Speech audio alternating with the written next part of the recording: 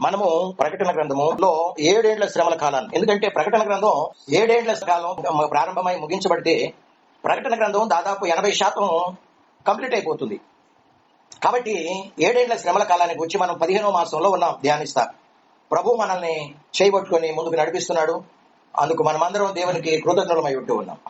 గత వారం మనం ముగించుకున్న కాడి నుండి మరలా కంటిన్యూ చేద్దాం. ఒకటే అంశానికి వచ్చి మనము ధ్యానిస్తూ ఉన్నాం. 7 ఏళ్ల శ్రమల కాలము, ఆ కాలంలో ఏం జరగబోతుంది అనే దాన్ని మనము ప్రతి ఒక్కరూ కూడా ధ్యానిస్తూ ఉంటూ ఉన్నాం. దేవునికి మహిమ కలుగును గాక. అయితే 7 ఏళ్ల శ్రమల కాలంలో క్రైస్తవులకు, అంటే క్రైస్తవులు వేరు పరిశుద్ధులు వేరు అని చెప్పుకున్నాం. పరిశుద్ధుడు అనేవాడు తుది శ్వాస వరకు ప్రాణం ఆస్తులు సైతం పెట్టడానికి నిలబడేవాడు ప్రభు కొరకు. వాడు పరిశుద్ధుడు. పరిశుద్ధులకు రాబోయే దినాల్లో కలగబోయే శ్రమలను గురించి ధ్యానించాం. యూదులకు 7 సంవత్సరాల శ్రమల కాలంలో 2.5 సంవత్సరాల కాలం వాళ్లకు రాబోయే శ్రమలను గురించి రాబోయే దినాలలో మనము ధ్యానించబోతున్నాం. ప్రస్తుతం ఒక 5-6 వారాల నుండి మనం ఎక్కడున్నాము అంటే 666 ముద్ర వేయించుకునే వారికి రాబోయే 3 అతి భయంకరమైనటువంటి శ్రమలను గురించి మనము ధ్యానిస్తూ ఉన్నాం. మొదటి శ్రమ, 2వ శ్రమను గురించి మనము ధ్యానించాం. ప్రస్తుతం 3వ శ్రమను గురించి జస్ట్ లాస్ట్ వీక్ టచ్ చేసి వదిలిపెట్టాం. ఈ మరలా చెప్తున్నాను, జాగ్రత్తగా గమనించండి. మొదటి 2 శ్రమలు, మొదటి శ్రమల కాలంలో 7 ఏళ్ల శ్రమల కాలంలో మొదటి 3.5 సంవత్సరాలలో ముగించబడతాయి. 3వ శ్రమ ఉందో చూసారా, అది ఆ 2వ 3.5 సంవత్సరాల కాలం శ్రమల కాలంలో అది అంతా కూడా ఉంటుంది. అంటే 3 శ్రమలు అతి భయంకరమైన శ్రమలు 7 సంవత్సరాలు కంప్లీట్ గా ఉంటుంది అనమాట. ఎవరికి? అన్యులకు, నామకార్థ క్రైస్తవులు, వీళ్ళందరూ కూడా పోయి 666 ముద్ర నొసట కానీ కుడి చేతి మీద కానీ వేయించుకుంటారు. అంటే ఆ ముద్రలో ఏముంది? వాడి సంఖ్య ఉంది, వాడి పేరు ఉంది, యాంటీ క్రైస్ట్ యొక్క పేరు ఉంది. వాడు ఆ ముద్ర వాళ్ళు వేయించుకుంటున్నారంటే, నీవే మా దేవుడు, రక్షకుడు, ప్రభుడు, నీవు తప్ప మాకు వేరే ప్రభువు లేడు, నీవు తప్ప మాకు వేరే రక్షకుడు లేడు, నీవు తప్ప మాకు వేరే దేవుడు అనేవాడు లేడు అని మనఃపూర్వకముగా, హృదయపూర్వకముగా వాడు ఒప్పుకొని, ఎవరి బలవంతు లేకుండా ఒప్పుకొని వాళ్ళు ఆ ముద్ర వేయించుకొని వాడికి ప్రతిరోజు ఇంటిలో వీధిలో ఉన్నటువంటి ఆ యొక్క వాడి బొమ్మకు, విగ్రహానికి, యాంటీ క్రైస్ట్ బొమ్మకి సాగిలపడి దాని ఎదుట వాళ్ళు వాడికి నమస్కారం చేయాలి ప్రతిరోజు. కాబట్టి అట్టి వారికి కొనటం కానీ అమ్మటం కానీ ఉంటుంది అని చెప్తున్నాం. కాబట్టి 3వ శ్రమను గురించి మనము ధ్యానిస్తూ ఉన్నాం. గత వారం చదువుకున్నాం. 2వ శ్రమ ముగించబడింది, 3వ శ్రమ ప్రారంభమైంది అని మనం చదువుకున్నాం. 3వ శ్రమ ఏంటో కొంచెం లైట్ గా చూసాం. అయితే ఈ సందర్భంలో 3వ శ్రమ వచ్చినప్పుడు సంఘం భూమి మీద ఉండదు, అది పరలోకానికి కొనిపోబడింది. పరలోకానికి కొనిపోబడిన తర్వాత మాత్రమే 3వ శ్రమ పరలోకం నుండి భూమి మీదకి అతి భయంకరంగా రాబోతుంది. ఎందుకంటే పరిశుద్ధులనేమో దేవుడు సంఘాన్ని పరలోకానికి తీసుకుని వెళ్ళాడు. యూదులనేమో తీసుకుని వెళ్లి జోర్డాన్ ప్రాంతంలో ఒక గుహలో, దాని గురించి మనం సవివరంగా ధ్యానించుదాం రాబోయే దినాల్లో. ఆ జోర్డాన్ ప్రాంతంలో ఆ యొక్క కొండ గుహల్లో యూదా ప్రజలందరినీ కూడా 2వ 3.5 సంవత్సరాల కాలంలో కంప్లీట్ గా వాళ్ళని అక్కడ దాచిపెట్టి వాళ్ళని ఆ గుహలో పోషిస్తూ ఉంటాడు. 3 రకాలైనటువంటి ప్రజల ద్వారా దేవుడు ఆ కొండ గుహల్లో ఉన్నటువంటి యూదా ప్రజలను పోషిస్తూ ఉంటాడు. ఇక మిగిలింది ఎవరో? ప్రపంచమంతా భూమి మీద 666 ముద్ర వేయించుకున్న వాళ్ళు మాత్రమే. వాళ్ళ మీదకి మాత్రమే పరలోకం నుండి అతి భయంకరమైనటువంటి దేవుని ఉగ్రత 7 పాత్రలు కుమ్మరించబడతాయని మనము చూసాం. దేవునికి మహిమ కలుగును గాక. అయితే 3వ శ్రమ ఏంటి అనేది ప్రస్తుతానికి ప్రక్కన పెడదాం. ప్రస్తుతానికి ప్రక్కన పెట్టి ప్రకటన గ్రంథం 11వ అధ్యాయం 15వ వచనంలో ఒక మాట వ్రాయబడి ఉంది. ఏంటి ఆ మాట చూద్దాం. అక్కడ ఏమని వ్రాయబడి ఉంది అని మనం చూసినట్లయితే, 7వ దూత బోర ఊదినప్పుడు పరలోకంలో గొప్ప శబ్దాలు పుట్టాయంట కదండి. 7వ దూత బోర ఊదినప్పుడు పరలోకంలో గొప్ప శబ్దములు పుట్టెను. ఆ శబ్దాలు ఏంటి అని మనం చూస్తే, ఈ లోక రాజ్యము అంటే భూలోక రాజ్యము, మన ప్రభువు రాజ్యమును అంటే తండ్రి రాజ్యమును, ఆయన క్రీస్తు రాజ్యమును ఆయన యుగయుగముల వరకు ఏలుననెను. అంతటా దేవుని ఎదుట సింహాసనాసీనులకు ఆ 24 పెద్దలు సాష్టాంగపడి దేవునికి నమస్కారం చేసి, వర్తమాన భూత భవిష్యత్ కాలములలో ఉండు దేవుడు అయిన ప్రభువా, సర్వాధికారి, నీవు నీ మహాబలమును స్వీకరించి ఏలుచున్నావు కనుక మేము నీకు కృతజ్ఞతాస్తుతులు చెల్లించుచున్నాము. పరలోకంలో ఇప్పుడు మీరు ఒకవేళ ఈ క్షణంలో సంఘం ఎత్తబడింది అనుకోండి, ఈ క్షణంలో మీరు ఎక్కడికి వెళ్తారు? మీరైనా, నేనైనా, మనమైనా అంటే వాక్యానుసారంగా జీవించే వాళ్ళు, మందిరాలకు వెళ్లి ఈ 450 కోట్ల మంది ప్రజలు అందరూ పరలోకానికి ఎత్తబడరు. కాబట్టి ఈ క్షణంలో కనుక సంఘం ఎత్తబడింది అనుకోండి, పరలోకంలో 7వ బోర ఊదబడింది అనుకోండి, 7వ బోర ఊదబడిన తర్వాతనే మరుక్షణంలో సంఘం పరలోకానికి కొనుకోబడుతుంది. ఇప్పుడు మీరు పరలోకంలోకి వెళ్లి కోట్ల మంది దేవదూతలను చూస్తారు. పరలోకం వెళ్ళామనుకోండి, పరలోకంలో ఏం చూస్తాం? పరలోకంలోకి కొనుకోబడిన వెంటనే లెక్కింప సఖ్యము కానిటువంటి కోటాను కోట్ల మంది దేవదూతలను చూస్తాం. ఆ కోటాను కోట్ల మంది దేవదూతల్ని భూమి సృష్టించక ముందే దేవుడు ఆకాశాన్ని, ఆకాశంతో పాటు ఆకాశ సైన్యాన్ని అంటే పరలోకాన్ని, పరలోకంలో ఉండవలసినటువంటి దేవదూతలందరినీ కూడా దేవుడు సృష్టించాడు. అందులో నుండి లూసిఫర్ 1/3 వంతు దేవదూతల్ని మోసగించి దేవుని మీద తిరుగుబాటు చేయించి వాడితో పాటు వాళ్ళందరూ కూడా పడద్రోయబడ్డారు. 1/3 వంతు దేవదూతలు పడిపోతే ఇంకా పరలోకంలో ఎంతమంది ఉన్నారు? 2 వంతులు ఉన్నారు. పడిపోయిన దేవదూతల కంటే 2 రెట్లు పరలోకంలో దేవదూతలు ఉన్నారు. ఇప్పుడు మీరు పరలోకం వెళ్ళారనుకోండి, కోటాను కోట్ల మంది దేవదూతల్ని మనం చూస్తాం కదా. దేవదూతలందరికంటే ముందుకు వెళ్ళామనుకోండి, అంటే దేవుని సింహాసనం దగ్గరికి వెళ్ళామనుకోండి, వెళితే అక్కడ 7 దేవదూతలు నిలబడి ఉండటాన్ని మనం చూస్తాం కదా. దేవదూతలందరికంటే ముందు దేవుని సింహాసనం ఎదుట ఎవరుంటారు? 7 దేవదూతలు నిలబడి ఉండటం చూస్తాం. చూద్దాం ఆ మాట. ప్రకటన గ్రంథము 8వ అధ్యాయము 2వ వచనములో మొదటి నుండి చదువుకుందాం. ఆయన 7వ ముద్రను విప్పినప్పుడు పరలోకమందు ఇంచుమించు అరగంట సేపుని శబ్దంగా ఉండెను. అంతటా నేను దేవుని ఎదుట నిలుచు 7 దూతలను చూచితిని. యోహాను ఏం చూస్తున్నాడు? దేవుని సింహాసనం ఎదుట నిలబడి ఉన్నటువంటి 7 దూతలను చూస్తూ ఉన్నాడు.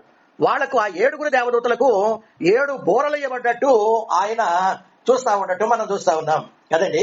ఈ 6 దేవదూతలు బోరలు ఊదిన తర్వాత 7వ దూర ఎప్పుడైతే దూత బోర ఊదుతూ ఉంటాడో వెంటనే మరుక్షణంలో ఆదాము మొదలుకొని ఆ రోజు వరకు చనిపోయినటువంటి పరిశుద్ధులు మహిమా శరీరం దాల్చి లేపబడుతూ ఉండగానే బ్రతికి ఉన్నటువంటి ప్రపంచంలో ఉన్న పరిశుద్ధులందరూ వాళ్ళ శరీరాలు మార్పు చెంది మహిమా శరీరాన్ని దాలుస్తారు. వాళ్ళు వీళ్ళు కలిపి పరలోకానికి ఎత్తబడతారు. పరలోకం ఎంట్రెన్స్ లో పోగానే కోట్ల మంది దేవదూతలు ఉంటారు. ఇప్పుడు వీళ్ళందరూ కూడా ఎక్కడికి కొనుక్కోబడతారు అంటే అందరూ కూడా పరలోకంలో ఒకే స్థానానికి కొనుక్కోబడరు. ఎందుకంటే వాళ్ళ మహిమలు వేరు అని చెప్పుకున్నాం, వాళ్ళ అధికారాలు వేరు అని చెప్పుకున్నాం, వాళ్ళ బలము వేరు అని చెప్పుకున్నాం. కాబట్టి వాళ్ళ బలాన్ని బట్టి, వాళ్ళ మహిమను బట్టి, వాళ్ళ అధికారాన్ని బట్టి కదండి వాళ్ళ యొక్క స్థానాలు ఉంటాయి దేవుని సింహాసనం ఎదుట. అయితే ఒకవేళ ఈ క్షణంలో దేవుని సంఘం ఎత్తబడితే కోటాను కోట్ల మంది దేవదూతలు దాటుకుంటూ దేవుని సింహాసనం ఎదుటికి వెళ్ళామనుకోండి, అక్కడ మనకి ఎవరు కనబడతారు? 7 దేవదూతలు కనబడతారు. అయితే ఆ 7 దగ్గర ఒక్కొక్క దేవదూత దగ్గర ఒక్కొక్క బోర ఉంటుంది అని మనం చెప్పుకున్నాం. మొదటి 6 దేవదూతలు బోరలు ఊదినప్పుడు మొదటి శ్రమ, 2వ శ్రమ అయిపోద్ది అని కూడా మనం చెప్పుకున్నాం. ఇంకా ఇప్పటి వరకు మొదటి దూతే బోర ఊదల, 6 దేవదూతలు బోరలు ఊదాలి. ఆ తర్వాత 7వ దూత బోర ఊదుతాడు. 7వ దూత బోర ఊదినప్పుడు ఏం జరిగిద్దో ఇప్పుడు మనం 11వ అధ్యాయం 15వ వచనంలో చదువుకున్నాం. 11వ అధ్యాయం 15వ వచనంలో 7వ దూత బోర ఊదినప్పుడు కొన్ని సంఘటనలు జరుగుతాయి అక్కడ. ఎందుకంటే పరలోకం అంతా కూడా ఏముంటుందంట, గొప్ప శబ్దాలు పుట్టబోతున్నాయి కదండి. 7వ దూత ఎప్పుడైతే పరలోకంలో దేవుని సింహాసనం ఎదుట 7వ దూత 6 దేవదూతలు బోరలు ఊది అయిపోయింది. అంటే ఇప్పటికి ఒక దూత కూడా బోర ఊదల. రాబోయే దినాల గురించి మాట్లాడుకుంటున్నా. 6 దేవదూతలు బోర ఊదిన తర్వాత 7వ దూత బోర ఊదినప్పుడు సంఘం ఎత్తబడుతుంది కదండి. కాబట్టి 7వ దూత బోర ఊదినప్పుడు పరలోకంలో కొన్ని శబ్దాలు పుడతాయట కదా. జనరల్ గా పరలోకంలో తండ్రి అయిన దేవుడు మాట్లాడినప్పుడు ఉరిమినట్లు శబ్దం వస్తుంది. ప్రభు చిత్తమైతే విషయాన్ని కూడా రాబోయే దినాల్లో నిర్గమకాండంలో దేవాది దేవుడు ఇశ్రాయేలును దర్శించడానికి మోషే ద్వారా మాట్లాడటానికి సీనాయి పర్వతం మీదకి దిగివచ్చాడు. దిగివచ్చినప్పుడు ఆయన మాట్లాడుతూ ఉండగా ఆయన ఉరిమినట్లుండేది. విషయాలన్నీ ప్రభు చిత్తమైతే రాబోయే దినాల్లో మనము ధ్యానించుదాం. అయితే తండ్రి అయిన దేవుడు మాట్లాడితే పరలోకం అంతా ఎట్లా ఉంటుంది? ఉరిమినట్లు ఉంటుంది. అయితే ఇక్కడ మనం కొన్ని శబ్దాలు చూసారా? 7వ దూత బోర ఊదినప్పుడు పరలోకం అంతా కూడా గొప్ప శబ్దాలు, గొప్ప ధ్వనులు వినబట్టు మనం చూస్తా ఉన్నాం. కానీ 7వ దూత బోర ఊదినప్పుడు తండ్రి అయిన దేవుడు మాట్లాడటం కాదది. పరలోకంలో గొప్ప శబ్దాలు ఏంటి ఆ శబ్దాలు అని మనం చూస్తే, మనం చదువుకున్న 11వ అధ్యాయం 15వ వచనం 2వ లైన్ లో క్లియర్ గా వ్రాయబడి ఉంది. ఏంటి ఆ శబ్దాలు అంటే పరలోకంలో ఉన్న వాళ్ళంతా కూడా అరిచి చెప్తున్నారు, పెద్దగా అరిచి చెప్తున్నారు. ఏమని?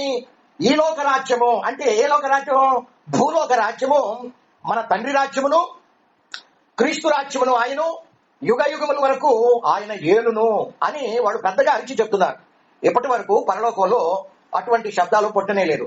కానీ 7వ దూత బోర ఊదినప్పుడు మాత్రమే పరలోకములో ఉన్నటువంటి దేవదూతలు అంటే శరాపులు ఉన్నారు, కెరూబులు ఉన్నారు, మహాదూతలు ఉన్నారు, ప్రధాన దూతలు ఉన్నారు, మామూలు దూతలు ఉన్నారు. పరలోక సైన్య సమూహం అంతా కూడా పెద్ద శబ్దంతో అరిచి ఏమంటున్నారంటే, ఈ లోక రాజ్యము అంటే భూలోక రాజ్యము మన తండ్రి రాజ్యమును, మన క్రీస్తు రాజ్యమును ఆయను అని చెప్పి వాళ్ళు పలుకుతున్నారు. యేసుక్రీస్తు భూమి మీదకి అతి త్వరలో రాబోతున్నాడు.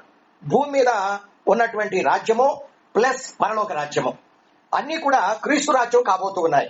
ఆయన యుగ యుగాలు ఏలబోతున్నాడని పెద్దగా వాళ్ళు అరిచి, దేవదూతలందరూ పరలోక సైన్య సమూహం 24 పెద్దలు అందరూ కూడా అరిచి చెప్తున్నట్లు మనం చదువుకున్నటువంటి వాక్య భాగంలో మనకు కనబడుతూ ఉంది. ఇక్కడ ఒక విషయాన్ని మనం గమనించాలి. 7వ దూత బోర ఊదాడు అనుకోండి, సంఘం ఎత్తబడాలి, ఎత్తబడుతుంది అని కూడా బైబిల్ చెప్తుంది. 7వ దూత బోర ఊదగానే భూమి మీద క్రీస్తు రాజ్యం చేస్తాడని పరలోక సైన్యం అంతా కూడా అరిచి చెప్తున్నారు. ఏం చేస్తాడంట? యేసుక్రీస్తు భూమి మీద తన రాజ్యాన్ని స్థాపించి ఏలుబడి చేస్తున్నాడు. దేవునికి మహిమ కలుగును గాక. అంటే ఇంతవరకు క్రీస్తు రాజ్యం భూమి మీద లేదా? ఇంతవరకు భూమి మీద క్రీస్తు రాజ్యం స్థాపించబడలేదా? ఆయన పరిపాలన లేదా? ఆయన ప్రజలను, మానవుల్ని ఏలుబడి చేయటం లేదా? లేదు అని చెప్పాలి. రాబోయే దినాలలో క్రీస్తు ఈ భూలోక రాజ్యము అంతా కూడా తన వశంలోకి చేసుకొని ఆయన సింహాసనం వేసుకొని ఇప్పుడున్న భూమి మీద యెరూషలేము పట్టణంలో దావీదు సింహాసనం మీద కూర్చొని 1000 ఏళ్లు ఆయన పరిపాలన చేయబోతున్నాడు. అంతేకాదు, ఈ భూమి ఆకాశాన్ని కాల్చివేసి అందులో ఉన్నదంతా కూడా కాల్చివేసి క్రొత్త ఆకాశం క్రొత్త భూమి చేసి ఆ క్రొత్త భూమి మీద తన సింహాసనం వేసుకొని తండ్రి అయిన దేవుడు, కుమారుడైనటువంటి దేవుడు ఒకే సింహాసనం మీద కూర్చొని క్రొత్త భూమి మీద ప్రజలందరినీ కూడా రాబోయే దినాల్లో పరిపాలన చేయబోతూ ఉన్నట్లు మనము పరిశుద్ధ గ్రంథంలో చదువుకుంటా ఉన్నాం. అయితే అతి త్వరలోని యేసుక్రీస్తు భూమి మీదకి తన రాజ్యాన్ని తేబోతాడు, తీసుకొని వస్తాడు అని పరిశుద్ధ గ్రంథంలో అంతటా కూడా ఆయా చోట్ల ప్రవచనాలు మన కొరకు ముందుగానే వ్రాయించబడి ఉన్నాయి. యేసుక్రీస్తు రాబోయే దినాల్లో తన రాజ్యాన్ని తీసుకొని భూలోక రాజ్యాన్ని తన వశపరుచుకొని భూమి మీద తన సింహాసనం వేసుకొని ఆయన ఏలబోతున్నాడు, పరిపాలన చేయబోతున్నాడు, ప్రజలందరినీ కూడా ఆయన పరిపాలన చేయబోతున్నాడని మనకు ప్రవచనాలు ఉన్నాయి. ప్రవచనాలు ఎన్నో కోకొల్లలుగా ఉన్నాయి. వాటిల్లో కొద్ది ప్రవచనాలు మాత్రమే మనం చూసి ముగించుకుంటానికి లేక ముందుకు సాగడానికి మనం ప్రయత్నం చేద్దాం. కొద్ది నిమిషాలు అందరూ కూడా ప్రార్థనా పూర్వకంగా ఉండాలని ప్రభు పేట మనం చేస్తున్నాం. మీ తర్వాత చదువుకోండి లూకా సువార్త 1వ అధ్యాయం 31వ వచనం నుండి 34వ వచనం వరకు గబ్రియేలు దూత మరియ దగ్గరకు వచ్చి ఒక ప్రవచనాన్ని చెప్తున్నాడు. జాగ్రత్తగా ఆలకించాలి. కొన్ని ప్రవచనాలు మీ ముందుంచాలని, మన ముందుంచాలని పరిశుద్ధాత్మ దేవుడు ఆకాంక్షిస్తున్నాడు. యేసుక్రీస్తు రాబోయే దినాలలో అతి త్వరలోనే భూలోక రాజ్యాలన్నీ కొట్టివేసి ఆయన తన రాజ్యాన్ని తన సింహాసనం వేసుకొని ప్రజల మీద పరిపాలన చేయబోతున్నాడు అని కొన్ని ప్రవచనాలు నొక్కి మాట్లాడుతూ ఉన్నాయి. వాటిల్లో మొట్టమొదటిది ఏంటి? గబ్రియేలు దూత ఒక సాయంకాల సమయంలో మరియ తన గదిలో ఉండగా ఆమెకు ప్రత్యక్షమై ఏమంటున్నాడు అంటే, మరియా, నీకు కుమారుడు జన్మిస్తాడు, ఆయన సర్వోన్నతుని కుమారుడు అనబడతాడు. తండ్రి అయిన దేవుడు తన సింహాసనాన్ని, తండ్రి అయిన దేవుడు దావీదు సింహాసనాన్ని క్రీస్తుకి ఇస్తాడు. ఆయన యుగ యుగాలు ఏలతాడని మరియకు చెప్పాడు. అర్థమవుతుందండి కదా?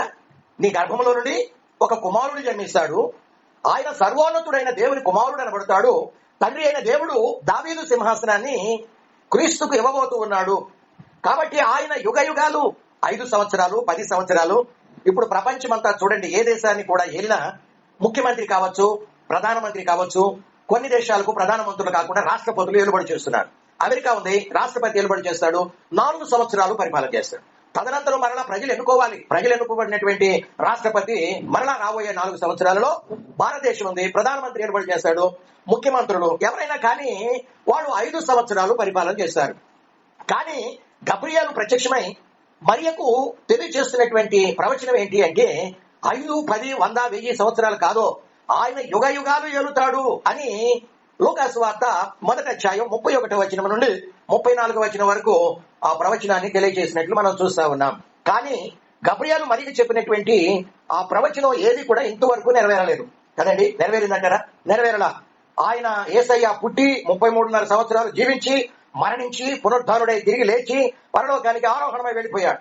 ఒక్కరోజు కూడా దావీదు సింహాసనం మీద కూర్చోను లేదు, యాకోబు వంశస్థులను ప్రపంచాన్ని ఏలనూ లేదు. ఈ ప్రవచనం ఇంతవరకు నెరవేరనే లేదు అని మనం ఇంతవరకు చెప్పుకున్నటువంటి వాక్య భాగంలో మనం చూస్తా ఉంటూ ఉన్నాం.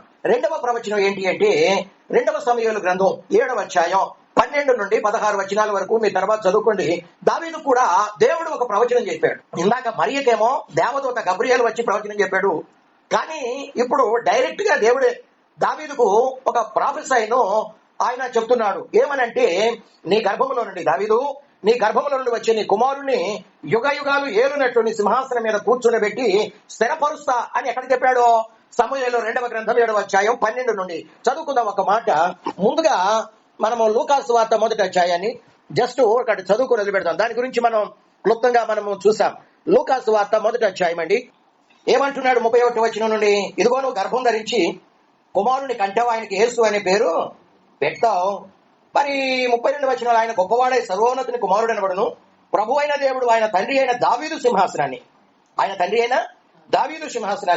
ఆయనకిచ్చును, ఆయన యాకోబు వంశస్థులను యుగ యుగములు ఏలును, ఆయన రాజ్యము అంతము లేనిదై ఉంటుంది అని చెప్పాడు. నెరవేరింది ఇంతవరకు?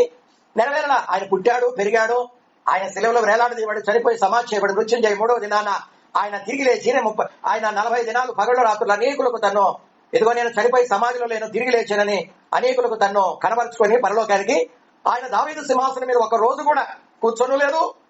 ఇశ్రాయేలు ప్రజలను వంశస్థులను ఎన్నడూ ఏలను లేదు కదండి. అలానే 2వ ప్రవచనం, దావీదుతో దేవుడు చెప్పినటువంటి 2వ ప్రవచనం సమూయేలు 2వ గ్రంథము 7వ అధ్యాయము 12 నుండి 16 వచనాల వరకు మనం చదువుకుంటే అక్కడేమని వ్రాయబడి ఉంది, నేను నీకు సంతానముగా నీ దినములు సంపూర్ణములగినప్పుడు, దావీదుతో దేవుడు అంటున్నాడు డైరెక్ట్ గా, దావీదు నీ వృద్ధాప్యమందు నావు, నీ దినములు సంపూర్ణములగినప్పుడు నీవు నీ పితరులతో కూడా నిద్రించిన తర్వాత నీ గర్భములో నుండి వచ్చిన నీ సంతతిని హెచ్చించి రాజ్యమును అతనికి స్థిరపరిచెదను అంటూ ఆయన ఏమంటున్నాడు అంటే 16వ వచనంలో అతడు 13వ వచనంలో అతడు నా నామ ఘనత కొరకు ఒక మందిరం కట్టించును, అతని రాజ్య సింహాసనమును నేను నిత్యముగా స్థిరపరచదును. 16లో అంటున్నాడు, నీ మట్టుకు నీ సంతానమును నీ రాజ్యమును నిత్యము స్థిరపరచుము అని చెప్తా ఉన్నాడు. దేవునికి స్తోత్రాలు. అయితే దావీదేమంటున్నాడంటే కృతజ్ఞత కలిగి, చూసారా, దేవుడు మనతో ఏదైనా మాట్లాడినప్పుడు మన జీవితంలో మేలు జరిగిస్తానని వాగ్దానం చేసినప్పుడు మనము దావీదులాగా ఇలా మాట్లాడాలి. ఏమని 28వ వచనంలో, యెహోవా నా ప్రభువా మేలు దయచేదునని నీవు నీ దాసుడైన నాకు సెలవిచ్చుచున్నావి, నీవు దేవుడు కనుక నీ మాట సత్యం, దయచేసి నీ దాసుడైన నా కుటుంబము నిత్యము నీ సన్నిధి నుండినట్లుగా దాన్ని ఆశీర్వదించము. యెహోవా నా ప్రభువా నీవు సెలవిచ్చి ఉన్నావు, నీ ఆశీర్వాదము నుండి నా కుటుంబము నిత్యము ఆశీర్వదించబడును గాక. దేవునికి మహిమ కలుగును గాక. అయితే ఇంతవరకు మరియతో గబ్రియేలు దేవదూత వచ్చి చెప్పినటువంటి ఆ ప్రవచనం ఇంతవరకు నెరవేరలేదు. దావీదు సింహాసనం మీద క్రీస్తు ఒక రోజు కాదు కదా, ఒక గంట, ఒక నిమిషం కూడా కూర్చొని లేదు. ఇశ్రాయేలు వంశస్థులను ఇంతవరకు ఏలను లేదు. ఆ ప్రవచనం అట్లనే ఉంది, పెండింగ్ లోనే ఉంది. పోతే దావీదుతో దేవుడు ప్రవచనం మాటిచ్చాడు. ఏంటి అది? నీ గర్భంలో నుండి సంతతిని నేను బయటికి రప్పిస్తాను. ఆయన ఏమంటున్నాడు అక్కడ? ఏమంటున్నాడు? అతడు నా నామ ఘనత కొరకు 13వ వచనంలో ఒక మందిరాన్ని కట్టిస్తాడు, అతని రాజ్య సింహాసనాన్ని నేను నిత్యముగా స్థిరపరుస్తాను. నిత్యముగా ఆ ప్రవచనం నెరవేరిందంటారా? అది కూడా నెరవేరడం లేదు, అది కూడా పెండింగ్ లోనే పడిపోయింది. మూడవదిగా క్రిస్మస్ అప్పుడు ఒక వాక్యాన్ని చదువుకుంటాం మనం అందరం కలిసి. ఏంటది అంటే యెషయా గ్రంథం 9వ అధ్యాయం చదువుకుందాం. యెషయా గ్రంథము 9వ అధ్యాయము 6వ వాక్యములో, ఏలయనగా మనకు ఒక శిశువు పుట్టెను, మనకు కుమారుడు అనుగ్రహింపబడిను. ఎవరు అనుగ్రహించబడ్డారంట కదండి? ఎవరు అనుగ్రహించబడ్డారు? మనకి గబ్రియేలు మరియతో చెప్పిన మాట, నీవు కుమారుడిని కట్టావు. దావీదుతో దేవుడు అని చెప్పాడు, నీ గర్భంలో నుండి ఒక కుమారుడిని, నీ సంతతిని నేను బయటికి తీసుకుని వస్తా. ఆ కుమారుడికి రాజ్యభారం. ఇక్కడ కూడా ఏమంది? ఏలయనగా మనకు ఒక శిశువు పుట్టెను, మనకు కుమారుడు అనుగ్రహింపబడిను, ఆయన భుజము మీద ఏముంటుంది? రాజ్యభారం ఉంటుంది. ఈ ప్రవచనం ఇది కూడా ఇంతవరకు నెరవేరను లేదు కదండి. ఇలా చూసుకుంటూ పోతే బైబిల్లో ఎన్నో ప్రవచనాలు నెరవేరవలసి ఉంది. దానియేలు గ్రంథంలో కూడా ఇంకొక ప్రవచనం రాయబడి ఉంది. 2వ అధ్యాయము 44, 45 వచనాలలో ఒక ప్రవచనం ఉంది.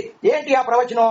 ఈ భూమి మీద 10 రాజ్యాలు ఒక్కటే, భూమి మీద ఉన్న ప్రజలందరినీ రాబోయే దినాలలో 7 ఏళ్ల మహాశ్రమల కాలంలో ఆ 10 మంది రాజులు ఒక రాజ్యాన్ని స్థాపించి ఆ రాజులు పరిపాలన చేయబోతున్నారు. వాళ్ళు పరిపాలన చేసేటప్పుడు పరలోకమందు ఉన్నటువంటి దేవుడు ఆ రాజ్యాన్ని కొట్టివేసి తన రాజ్యాన్ని భూమి మీద స్థాపించి ఏలుతాడు.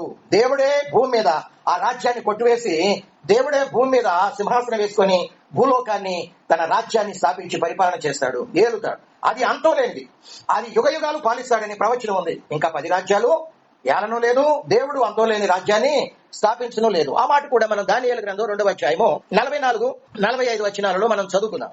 దానియేలు గ్రంథము 2వ అధ్యాయము 44-45 వచనాలలో ఆ రాజుల కాలములలో పరలోకమందున దేవుడు ఒక రాజ్యాన్ని స్థాపిస్తాడు అనే ప్రవచనం ఉంది. దానికెన్నటికి నాశనం కలగదని ఉంది. ఆ రాజ్యము ఏ రాజ్యము? యేసయ్య భూలోక రాజ్యాలన్నీ కొట్టివేసి తన సింహాసనాన్ని భూమి మీదకి తెచ్చి 1000 ఏళ్లు భూమి మీద ఏలతాడని, ఆ తర్వాత అధికారము ఆధిపత్యం కదండి అన్ని కొట్టివేసి చదువుకుందా. దీన్ని మొయ్యకుండా నేను అనుకుంటాను, బహుశా కొరింథీయులకు రాసిన మొదటి పత్రిక ఏమో అనుకుంటాను. కొరింథీయులకు రాసిన మొదటి పత్రిక 15వ అధ్యాయం 1000 ఏళ్లు యేసు ప్రభు భూమి మీద ఇదిగో ఆయన తన రాజ్యాన్ని సింహాసనం వేసుకొని ప్రజలను ఏలతాడు. ఏలిన తర్వాత ఆయనకు సాతాను సైన్యానికి చీకటి శక్తులన్నీ కూడా అర్మగెద్దెన్ అనే ఆ యొక్క స్థలాన్ని కూడుకుంటాయి. అటు సాతాను మోకలు, ఇటు యేసుక్రీస్తు సంఘం ఉంటుంది. వీళ్ళకి యుద్ధం జరిగినప్పుడు యుద్ధంలో యేసుక్రీస్తు జయం పొందుతాడని ప్రకటన గ్రంథం 14వ అధ్యాయంలో మనము ధ్యానించాం. దేవుని మహిమ కలుగును గాక.